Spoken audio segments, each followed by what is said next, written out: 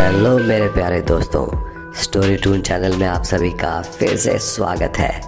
आशा करता हूँ आप सभी मस्त होंगे, स्वस्थ होंगे।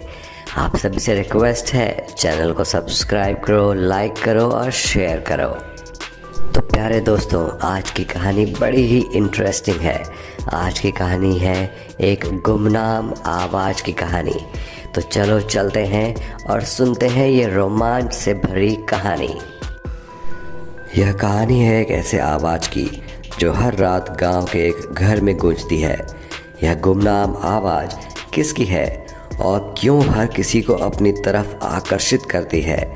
आओ चलो इस रहस्यमय कहानी की सच्चाई जानते हैं। रात का समय था और गांव के रास्ते सुनसान पड़े थे। हर कोई अपने घर में बंद था। सिर्फ एक घर की खिड़की से हल्की रोशनी बाहर आ रही थी। यह घर था प्रियंका का, जो गांव की नई निवासी थी। प्रियंका अपने कमरे में बैठी किताब पढ़ रही थी। तभी उसके घर के अंदर से किसी की फुसफुसाहट सुनाई दी। उसने ध्यान से सुना, लेकिन कुछ साफ नहीं हो पाया। प्रियंका ने धीमी आवाज़ में कहा, यह आवाज़ कहाँ से आ रही है? प्रियंका ने हिम्मत जुटाई और घर के हर कोने की जांच करने लगी। उसे कहीं कुछ नहीं मिला, लेकिन फुसफुसाहट की आवाज़ें बढ़ती जा रही थी। जैसे ही प्रियंका ने देखा कि बेसमेंट का दरवाज़ा हल्का सा खुला है, उसकी हिम्मत और जिज्ञासा उसे दरवाजे की ओर खींच लाई। जैसे ही उसने दरवाज़ा खोला, एक ठंडी हवा का झोंका आया और वह कांप उठी। यह थोड़ा डरावना था। प्रियंका ने अपनी हिम्मत दिखाई और बेसमेंट में घुस गई। बेसमेंट में घुसते ही प्रियंका को एक अजीब सी गंध आई। उसने टॉर्च की रोशनी में चारों ओर देखा। वहाँ एक पुरानी टेप रिकॉर्डर पड़ी थी, जिससे धीमी धीमी आवाज़ें आ रही थी। प्रियंका ने आश्चर्यचकित होकर सोचा, ये टेप रिकॉर्डर यहाँ कहाँ से आया? प्रियंका ने टेप रिकॉर्डर को चालू किया और आवाज़ को ध्यान से सुना। उसमें किसी महिला की आवाज़ थी जो मदद की गुहार लगा रही थी। यह आवाज़ बार बार कह रही थी, मुझे बचाओ, मुझे बचाओ। प्रियंका चौंक गई। उसने सोचा, यह आवाज़ किसकी हो सकती है? दूसरे दिन प्रियंका गांव के बुजुर्ग हरि नारायण जी से इस बारे में बात करने पहुंची। उन्होंने बताया, कई साल पहले इस घर में एक महिला रहती थी जिसका नाम राधा था। उसे किसी ने मार दिया था और तब से उसकी आत्मा इस घर में भटकते रहती है।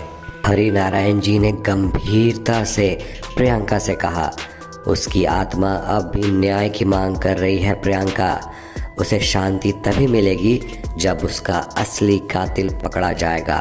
प्रियंका ने भी ठान लिया कि वह इस रहस्य को सुलझाएगी।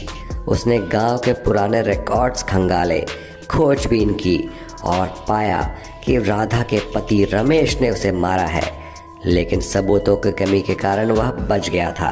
प्रियंका ने दृढ़ निश्चय कर लिया कि मुझे राधा की आत्मा को न्याय दिलाना ही है। प्रियंका ने पुलिस को सूचना दी। पुलिस को सारी जानकारी दी और रमेश को गिरफ्तार करवाया। पुलिस ने नए सबूतों के आधार पर रमेश को जेल भेज दिया। रमेश के जेल जाते ही प्रियंका के घर में होने वाली अजीब घटनाएं और फुसफुसाहट की आवाज़ें बंद हो गई। राधा की आत्मा को शांति मिल गई और गांव में सब कुछ सामान्य हो गया। और इस तरह प्रियंका ने अपनी सूझबूझ और साहस से एक गुमनाम आवाज़ को न्याय दिलाया। गांव के लोग उसकी बहादुरी की तारीफ करने लगे। तो प्यारे बच्चों, इस कहानी ने साबित कर दिया कि हमारे समाज में न्याय की महत्वता कितनी है। प्रियंका ने अपनी हिम्मत और सूझबूझ से इस रहस्य को सुलझाया और राधा की आत्मा को शांति दिलाई। तो बच्चों, हमें हमेशा सच्चाई का साथ देना चाहिए और हिम्मत कभी भी नहीं हारना चाहिए। तो प्यारे बच्चों, ये थी बहादुर प्रियंका की कहानी। तो हमारे चैनल के साथ जुड़े रहें। स्टोरी टून आपके लिए नई नई कहानियाँ लाता रहेगा। हमारे साथ बने रहो। चैनल को सब्सक्राइब करो, अपने दोस्तों को बताओ। हम आपके लिए नई कहानियाँ लाते रहेंगे।